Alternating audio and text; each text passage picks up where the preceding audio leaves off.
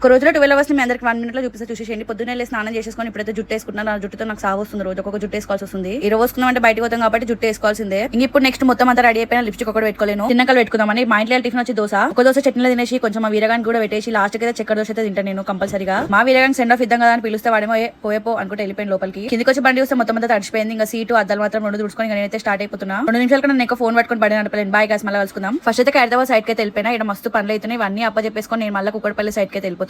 బండిని మెట్రో కింద పార్క్ చేసి పక్కకు అమ్మవారి టెంపుల్ కి వెళ్ళిపోయినా. దర్శనం చేసుకుని బయటకు వచ్చినప్పుడు ప్రసాదం కూడా పెట్టేసారు. లిఫ్ట్ ఎక్కేసిన కూడా తినేసిన ప్రసాదం ని స్కాన్ చేసుకొని జేఎన్టీకి అయితే టికెట్ బుక్ చేసుకున్నా. ఇప్పుడైతే మెట్రో ఎక్కుతున్నా. నేను ఎక్కిన ట్రైన్ లో పెద్ద గొడవ అయితే అయింది. ఇంకా జేఎన్టీ కూడా దిగేసి ర్యాపిడ్ అయితే బుక్ చేసుకొని సైడ్ కి వెళ్ళిపోయినా. కుక్కడపల్లి అంటే కుక్కడపల్లిగా జేఎన్టీలో అనమాట సైట్. ఇంకా ఈ సైడ్ కూడా ఆల్మోస్ట్ కంప్లీట్ అయిపోయింది. సార్లు వచ్చిన వాళ్ళతో మాట్లాడి 12 o'clock పోయిందని బై 4 o'clock అయితే బయటకు వచ్చేసి ర్యాపిడ్ బుక్ చేసుకొని కేపీహెచ్పీ కాలనీకి వెళ్ళిపోయి ఆడికి వెళ్ళి మళ్ళీ నాకు హైదరాబాద్కి వెళ్ళిపోయి నా బండి తీసుకుని ఇప్పుడు ఇంటికి పోతున్నా.